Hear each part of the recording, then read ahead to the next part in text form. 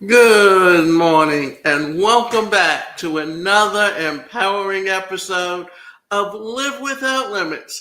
Transform your thinking to redesign your life. I'm your host, Davida Shensky, and in today's episode, one of the most personal and powerful stories I've ever shared.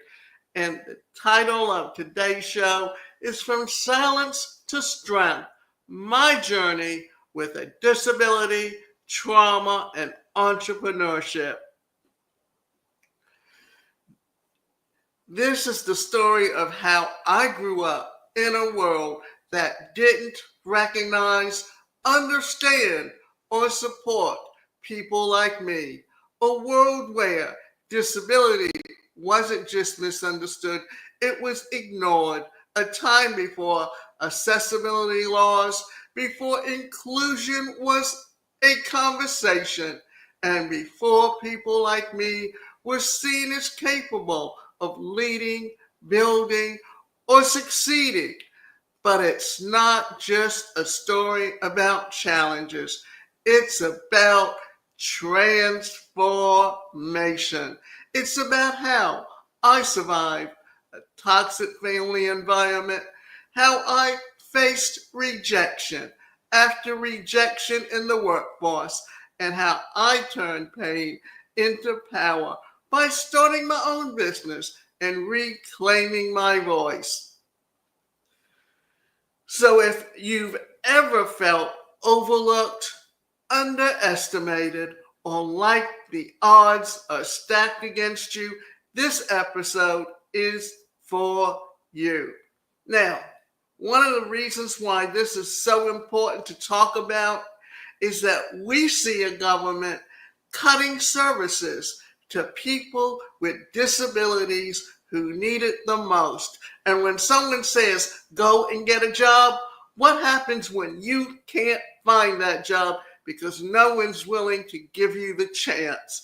And that's where and why we're talking about growing up invisible and what that feels like.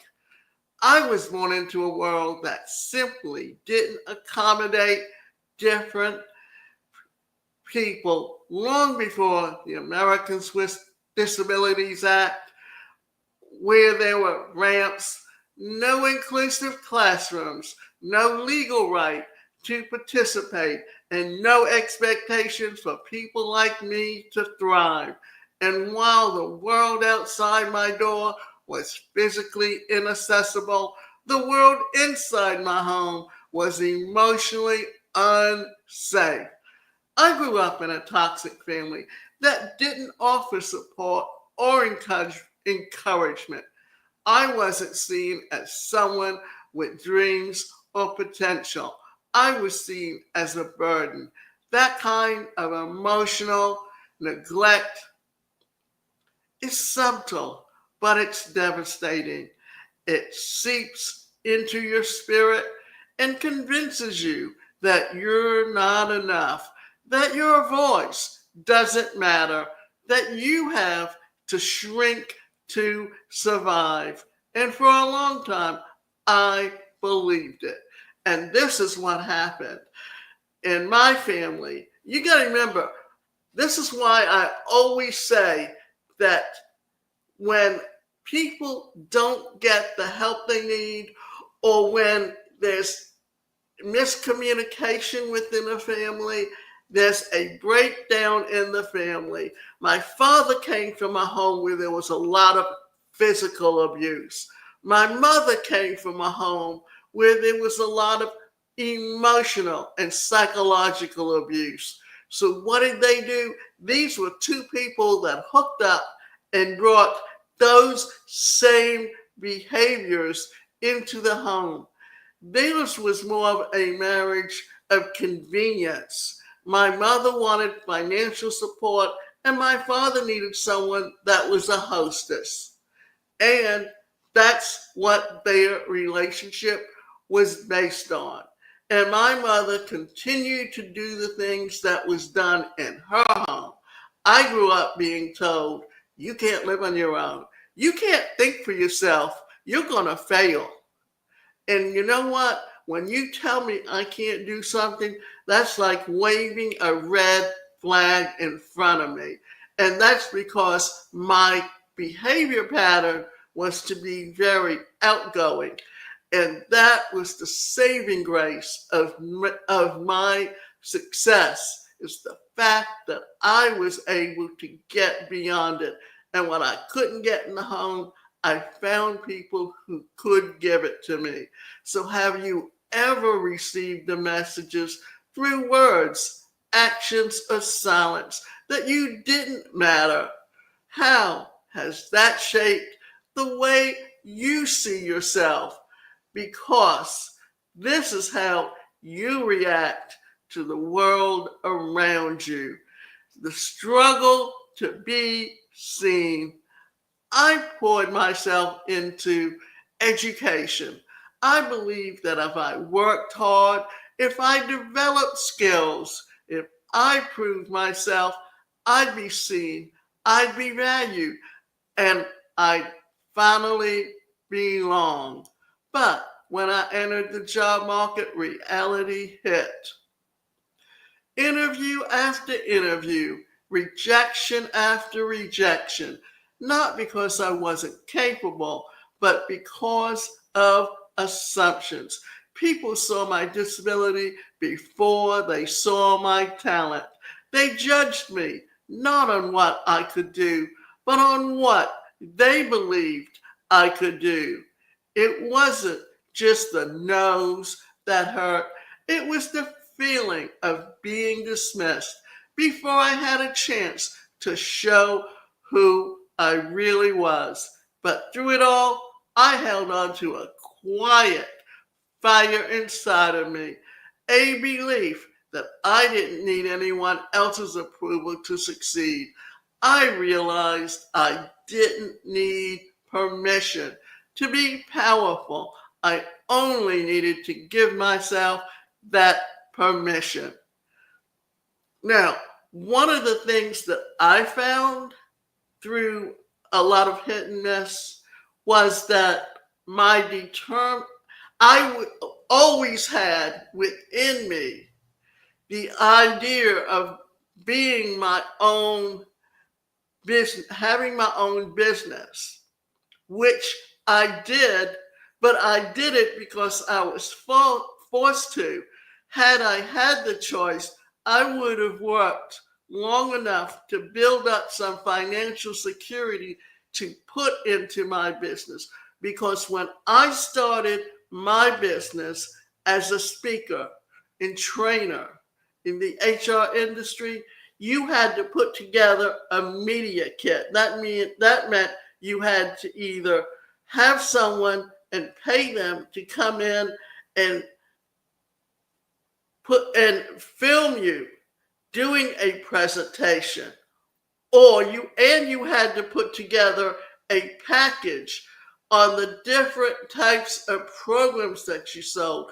And one of the things that I was capable of doing was that, because my background was in mental health and psychology and testing and evaluation, I initially became a distributor with a company that was called Performax, which was the assessment profiles, and also Personal Dynamics Institutes, which was the package training program.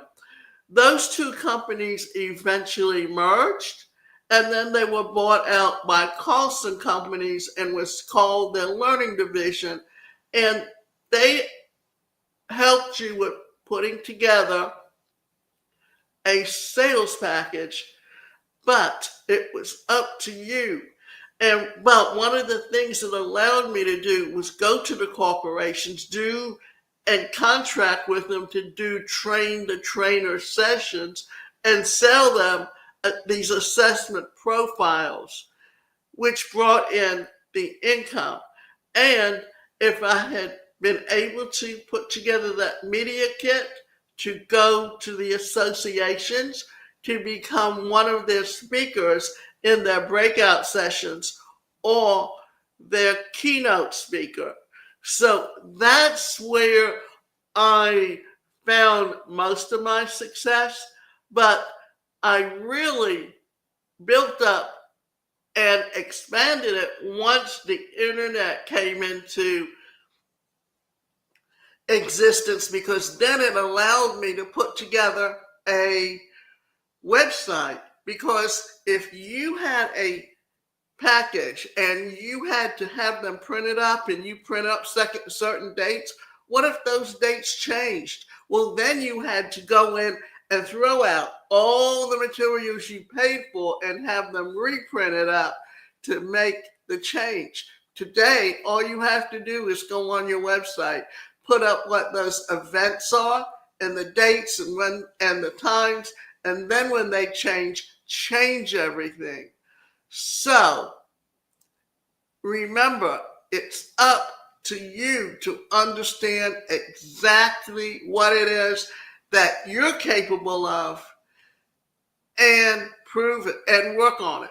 Now, I also went to SCORE and I went to the Small Business Administration. And because I had no family support systems or anyone to believe in me and say, we'll help you get the things you need so you can go out and build your business, what I got told was, you can't do it. And I'm not going to help you. And then my mother literally disowned me, because in her mind, when I talked to her about starting my business, that all I was asking for was her money. I never mentioned anything about money to her, never asked her for a dime, but that's what she heard, because that's what she would have been asking for. So remember this, when you talk to someone, be on the same page with them, because they hear what they want to hear. Because when you're talking to someone and they're here and you're here, you're going to, and you're not talking in the same behavior pattern to them, then they don't hear exactly what you say. Therefore, when you're talking to someone that's a different behavior pattern than you are, you have to adapt how you talk to them. And I use the desk as a training program that I marketed, because this was initially the assessment profile that came out of Performax and PDI, which eventually was the Carlson Company Learning Division, which then became Inkscape Publishing and is now owned by Wiley Publishing. And they've really cut out and only marketing one of the assessment profiles that I had, because I had those in learning, in values assessment, in leadership. And what I do today is I create my own training programs, and I market them not only on my website, but also on other platforms that offer e-learning courses to their members. So say this aloud with me. I have nothing to prove. I only have to be who I am and grow from there. There's a saying that I have on my computer that Carl Jung said, that it's not what happened to me, it is what I choose to become. And remember that. That is so important, because you have to take control of your life and decide what you want to do. The turning point. My life changed the moment I stopped waiting for someone to say yes to me and decided to say yes to myself. I launched my own business from nothing.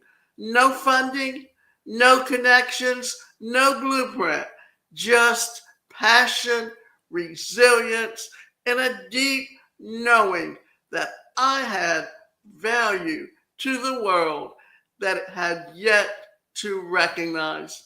I learned by trial and error. I made mistakes. I had doubts, but each challenge made me stronger.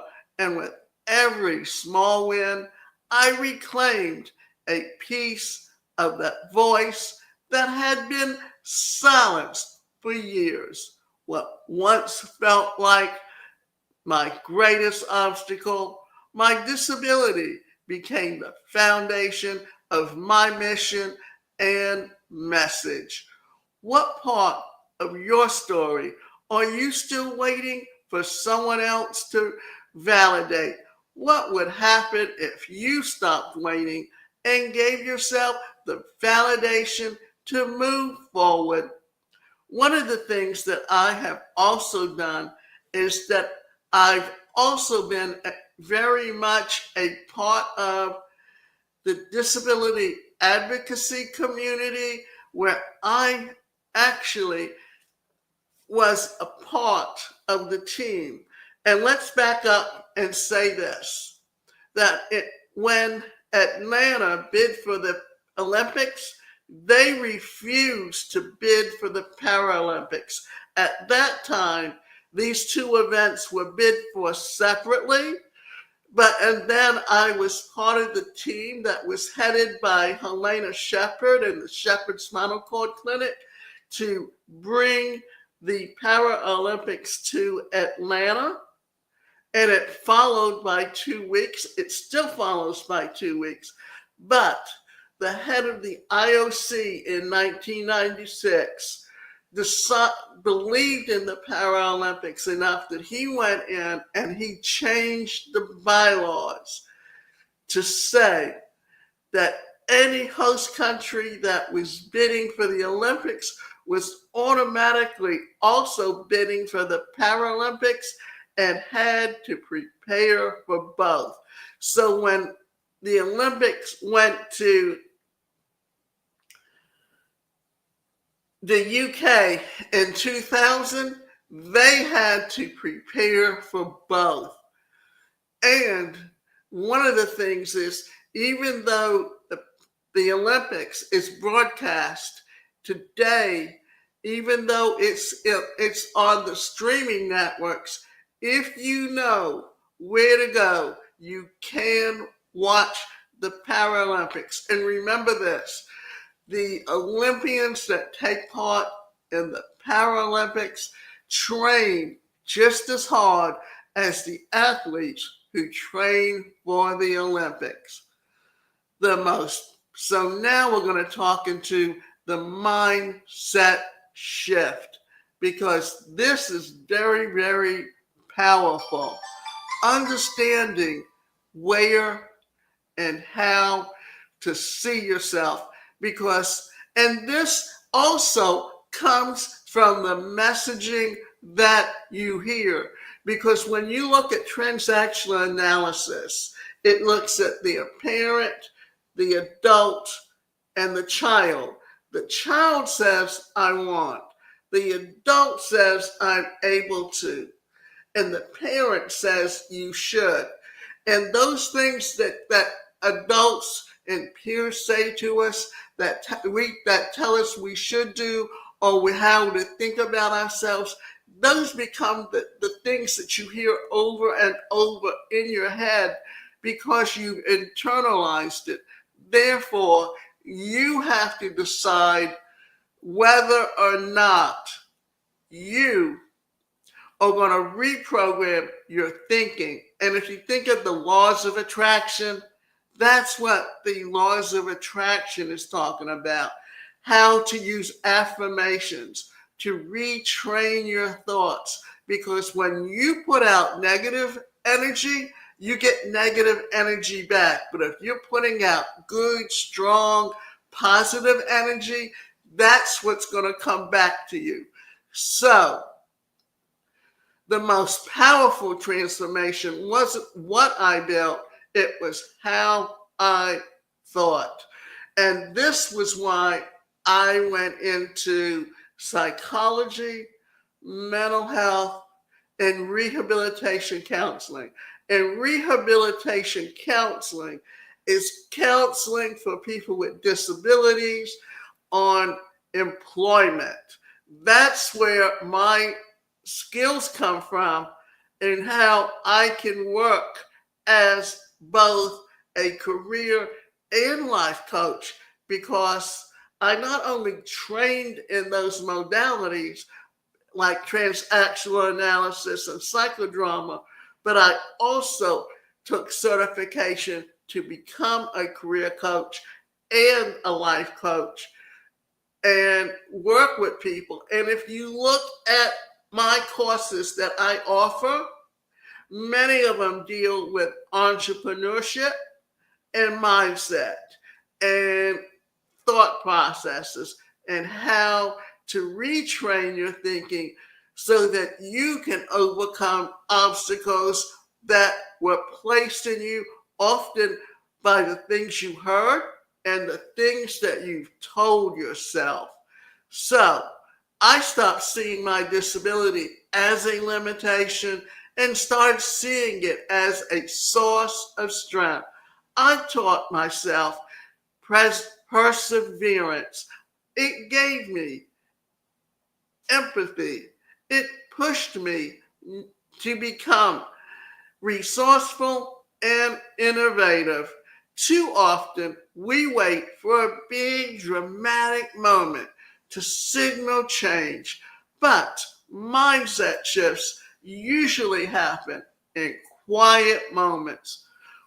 When we challenge old beliefs, when we look at ourselves with compassion, when we decide that we are worth investing in. Mindset isn't about denying reality. It's about rewriting the story that you've been handed and becoming the author of your future. So what's one belief that you're holding on to that's keeping you stuck? And what new belief can you choose today that will move you closer to the life you want? One of the things that I did was that I noticed a gap in that even though rehabilitation services helps people with disabilities find gainful employment, they don't know how to work with you to help you start your own business when you do, because it's often a mindset. Anyone who's ever worked in a job where they've been paid, that's their mindset. Anyone who wants to own their own business, it's a totally different mindset. And thinking about that is how you are going to change. Whether you have a disability or not, it still applies. You have to learn to think differently. Only if you learn to think differently and think like an entrepreneur, that even if you try to start something, often you're going to fail. Just the fact that you're so used to just doing what someone tells you to do. Because when you work for someone, they tell you what you need to do that day. But when you work for yourself, you have to decide. You have to plan your time and what you're going to do at certain times and how you're going to achieve your goal. And you have to understand what you need to do to achieve that goal. And often when you look at a goal, you look at the end product, but what you have to really do is break it down into smaller chunks. Therefore, it doesn't look so overwhelming. And then when you do reach your goal, you kind of say, wow, I really did something.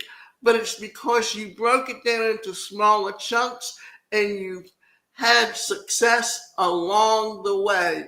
So recognizing that is exactly what it is that will take you to where you want to be. So as we wrap up this episode, here's what I want you to carry with you. You are not broken. You are becoming. The challenges you faced are not the end of your story. They're the beginning of your power. You don't need to wait for someone else to believe in you. That belief starts with you. I didn't just survive, I transformed.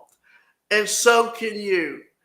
And remember, it's up to you to decide exactly what it is that you want to do and how you want to get there.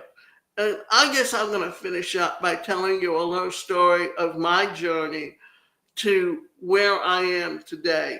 Because, yes, I had a family that was not there for me. And even though my mother would tell me, oh, you have a home here, it was such a toxic environment that I was better out on the street than I ever was living with my mother.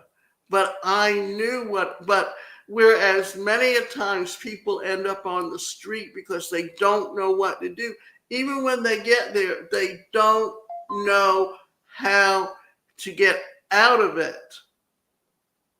And for me, I always had these low-paying, underskilled jobs that was on the phone. One of the reasons I get SSI today is not that I didn't work all those years, but that because I couldn't find a decent job where I was being paid decent wages, that I did not pay into Social Security enough to get Social Security. And when I look at what's happening today with Medicaid and Medicare, and also health insurance, maybe I'm lucky that I was born in the time that I was born, because even though I had the struggle, I also had learned the resilience of survival. And many people, and when you hear people say, oh, we got to cut this because people are on there who can get jobs, think about it. Are they going to do the jobs that are available that are low paying, low skilled? Or do they expect today to be paid high wages? And being an entrepreneur, you have to be willing to weather those lean years and work towards building up a business. And when you have no one there that's helping you achieve your goal, then it's a much harder struggle than it is when you have a support system in place. And that's why one of the things I wanted to do and try to do was set up a nonprofit that was called International Disabled Entrepreneurs, simply to be available for people with disabilities who wanted to become an entrepreneur and help them to, or help someone to develop that entrepreneur mindset and understand how to go from where you are today to where you want to be. And I never quite got that going because I didn't have the money or the team of supporters that would help me to get the money to actually get the nonprofit off the get it going from and get it funded. So when you think about it, as you see back there, it says invest in yourself. Well, you're the one person that if you learn how to invest in yourself, then you will always succeed. And one of the things I'm going to do is, you can see I'm not exactly even, and many a times my head tends to go to Well, that's because my strength is on one side and my weakness is on the other side. And therefore, I tend to lean. So I consciously have to make sure that my head is straight up. And I hope you come back next week when we cover another exciting topic.